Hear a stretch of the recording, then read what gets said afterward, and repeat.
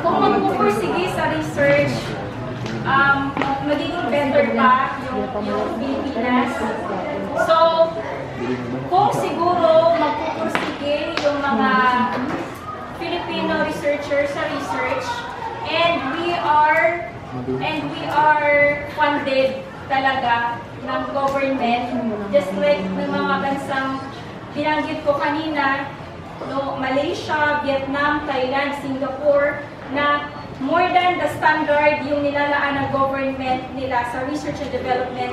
Kaya nakakapag-produce sila ng mga innovations, new technologies, siguro makakatulong or maging factor lang, makakatulong na ma-improve yung Pilipinas, yung buhay sa Pilipinas. Kasi syempre, di ba, we conduct research because there is a problem.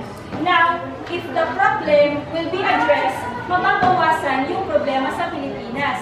So kapag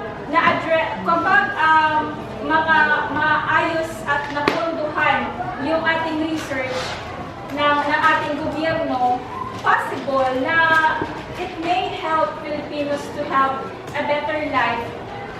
Pero syempre, dapat walang corruption na mangyayari.